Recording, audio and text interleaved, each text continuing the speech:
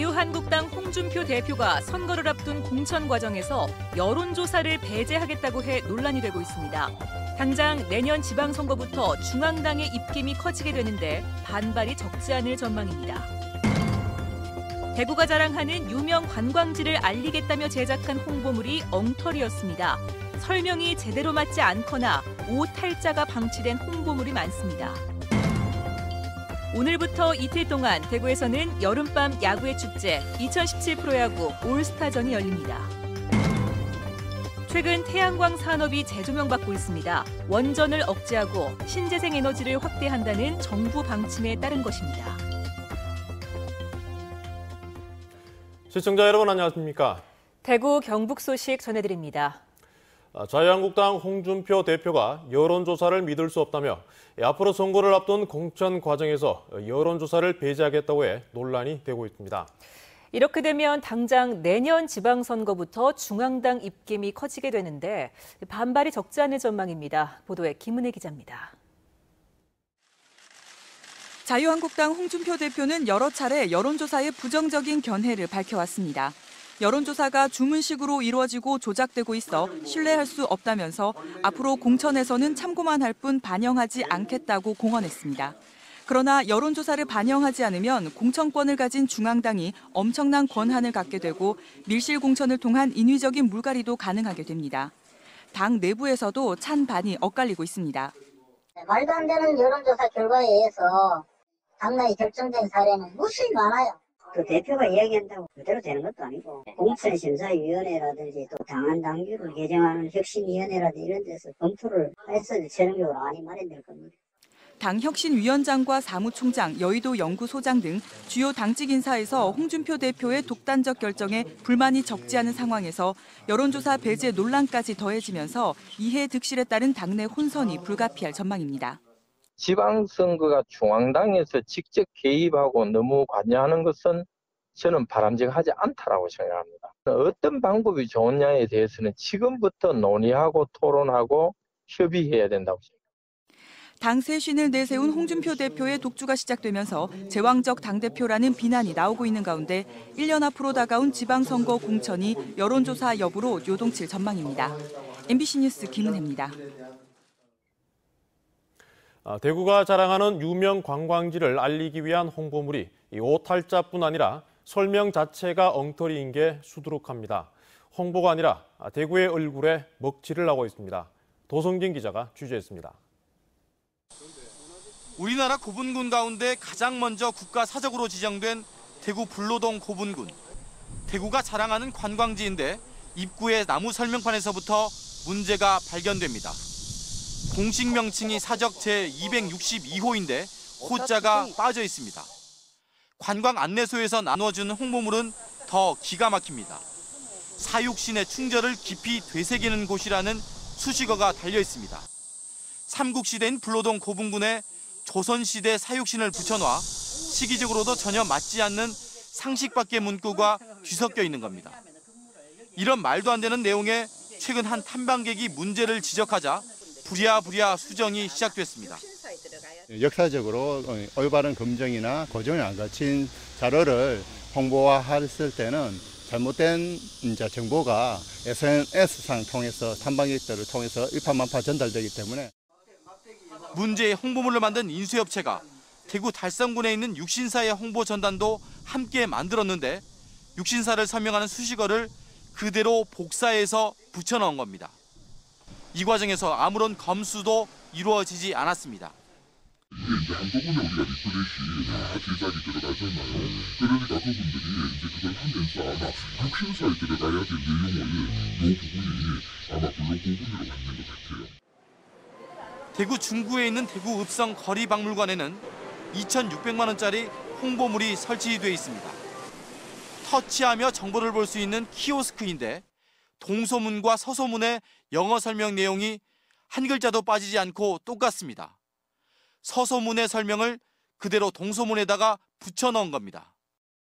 동소문을 한글로 위치를 표기 안 하고 서소문 하는 곳에 맞추려 했는데 그게 영문을 번역하면서 또 같이 난리 갔을 수도 있겠네. 세금만 쏟아붓는 성의 없는 관광 홍보물들이 관광 대구의 이미지를 갉아먹고 있습니다. MBC 뉴스 도성진입니다. 정부의 탈원전 선언으로 태양광 발전이 대안으로 각광을 받고 있는데요. 특히 대구 경북은 일사량이 가장 많아 좋은 입지로 주목을 받고 있습니다. 지역의 태양광 발전 산업을 재조명하는 연속 보도. 오늘은 첫 순서로 도시 건물을 이용한 태양광 발전의 성공적인 사례를 소개합니다. 보도에 신병철 기자입니다. 대구시 달성군 화원읍에 있는 농협달성유통센터. 2013년부터 2층 옥상 주차장에 태양광 발전 시설을 설치해 전기를 생산해 오고 있습니다. 이곳 옥상 주차장에 설치된 태양광 발전소는 4인 가구 507세대가 사용하는 전력량인 하루 6,000kW의 전력을 생산하고 있습니다. 이곳 태양광 발전소는 생산된 전기를 한국전력에 팔아 연간 10억 원 정도의 매출을 올리고 있습니다. 농협은 장소 제공 대가로 매년 2, 3천만 원의 임대 수익을 얻고 태양광 시설이 지붕 역할을 하면서 손님들에게 편의를 제공하고 전기요금을 절약하는 혜택도 보고 있습니다. 월 한 1,000만 원 정도 비용이 절감이 됐습니다. 그리고 또 소비자들 이제 비나 눈이 올 때 저희가 이제 비가림 역할을 해가지고 소비자들이 편하도록 쇼핑할 수 있도록 도움이 많이 된 것 같습니다. 달성군 다사읍에서 태양광 생산과 설치를 전문적으로 하는 한 업체. 2012년 공장 지붕에 태양광 발전 시설을 설치해 생산된 전기를 한국전력에 팔아 연간 4천만 원의 매출을 올리고 있습니다. 태양광 발전은 매출의 80~90%가 순이익으로 남을 만큼 부가가치가 큰 데다 한 번 설치하면 20년 이상 추가 비용이 들지 않아 초기 투자비를 8년 정도 지나면 모두 회수할 수 있습니다. 한전하고 상대하니까 위험도가 없죠. 안 그렇습니까? 위험성이 없지 않습니까? 우리 기업을 하고 하면은 항상 뭐 잘 될 때도 있고 못 될 때도 돈이 뭐 부도날 수도 있지만은 태양광 발전은 그런 위험도는 없습니다.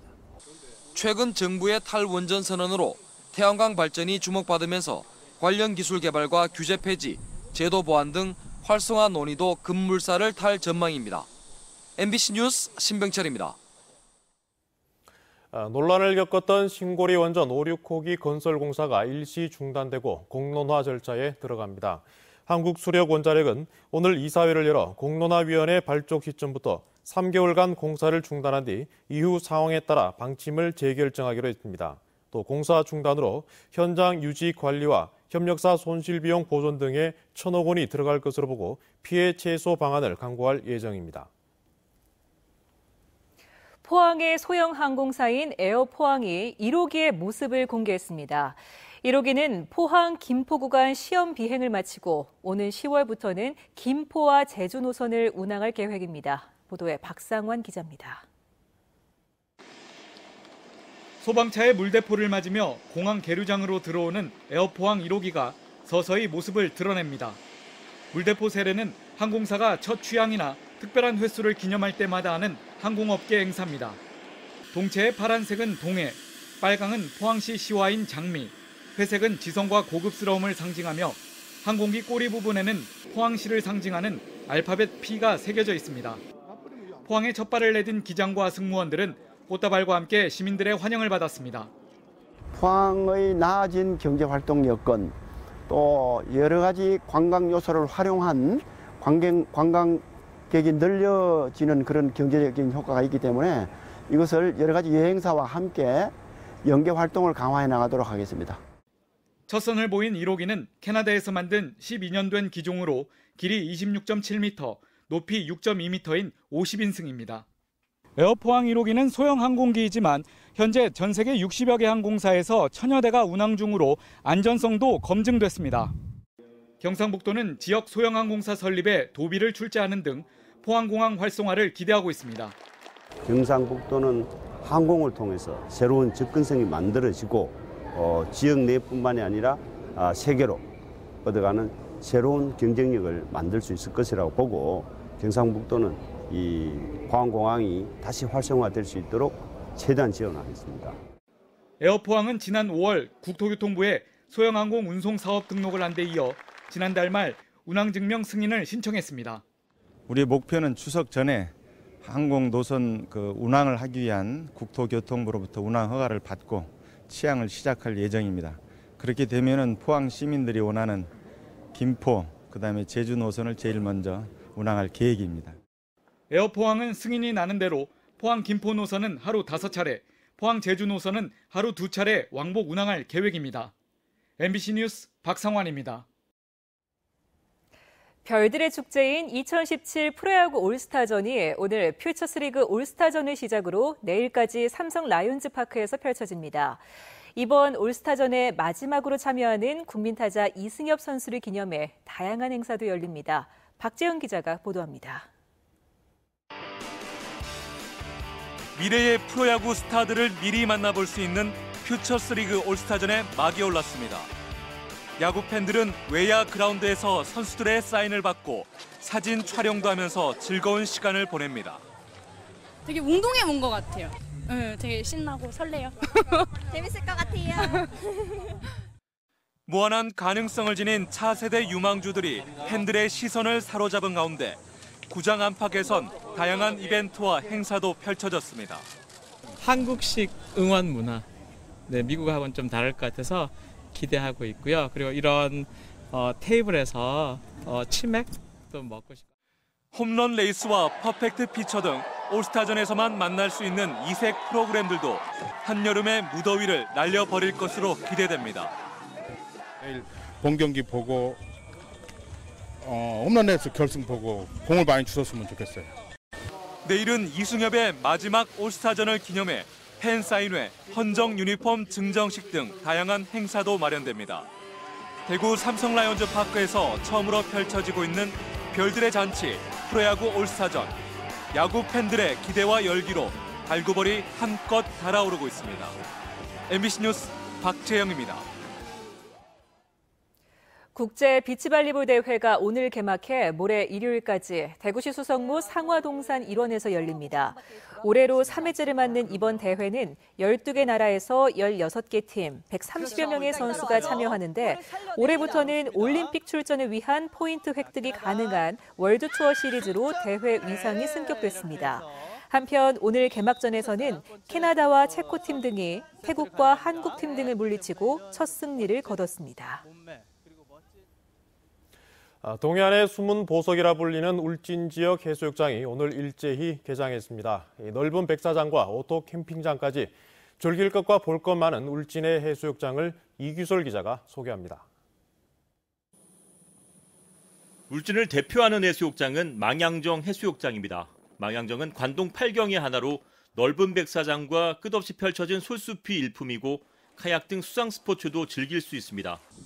왕피천변 소나무 숲에는 친환경 쉼터가 설치되어 있고 아쿠아리움과 동물원을 갖춘 울진 엑스포 공원이 가까운 것도 장점입니다. 연인들에겐 죽변 하트 해변을 추천합니다. 해변이 하트 모양이어서 프로포즈 장소로 인기를 끌고 있습니다. 바다 속까지 훤히 들여다 보이기 때문에 스노클링을 즐기기에도 아주 좋습니다. 드라마 폭풍 속으로 세트장도 볼만합니다. 가족끼리 캠핑을 즐기려면 구산 해수욕장이 좋습니다. 소나무 숲을 배경으로 드넓은 오토 캠핑장이 펼쳐지고 울릉도로 가는 수토사가 머물렀던 대풍원과 관동 8경의 하나인 월송정이 볼거리입니다. 새벽에 구산항을 찾으면 활어 경매도 구경할 수 있습니다. 뿐만 아니라 울진에는 후정, 나곡, 봉평, 후포 등 여러 해수욕장이 각기 다른 매력을 뽐내고 있습니다. 청정 지역이면서 수심이 얕아가지고 가족 단위로 오고 그러면 애기들이 안전하게 놀 수 있는. 울진은 수도권에서도 영남권에서도 쉽게 올 수 있는 곳이 아닙니다. 그래서 오염되지 않은 청정한 자연경관을 그대로 유지하고 있습니다. 천재가 미소로 깨끗한 청정한 해수욕장으로 가꾸어서 다시 찾고 싶고 매력 있는 해수욕장 울진으로 찾아주시기 바랍니다. 울진 지역 해수욕장은 오는 8월 15일까지 운영하는데 망양정과 후포 해수욕장은 텐트 설치비를 받지 않고 야영장을 무료로 개방합니다. MBC 뉴스 이규설입니다. 대구지법 서부지원 이준형 부장판사는 공갈 등의 혐의로 구속 기소된 전 금복주 부사장 박모 씨에게 징역 2년을 선고하고 송모 차장에게는 징역 6개월에 집행유예 1년을 선고했습니다. 이 부장판사는 계약 유지를 이유로 피해자인 하청업체에서 2억 원이 넘는 돈을 받아 죄질이 불량하고 피해자들이 받은 정신적, 물질적 고통을 고려했다며 이같이 선고했습니다. 한국의료지원재단이 오늘 고령군에서 찾아가는 질병 예방 건강 강좌를 열었습니다. 생명보험 사회공헌위원회 사회복지공동모금회 삼성생명이 후원하는 이번 건강강좌에서는 박소연 경북대 교수가 고령군 주민들을 대상으로 대장암 발생 원인과 예방법을 알려주고 웃음치료 행사도 이어졌습니다. 한국의료지원재단은 전국을 순회하면서 주민 눈높이에 맞춘 의료 정보를 제공해오고 있습니다. 대구지방환경청에 따르면 국립환경과학원은 낙동강 낙담보와 구미보에 발령한 수질예보제 관심 단계를 평상으로 하향 조정했습니다. 환경청은 장마의 영향으로 낙담보와 구미보를 중심으로 많은 비가 내려 수질예보제가 해제된 것으로 본다고 분석했습니다.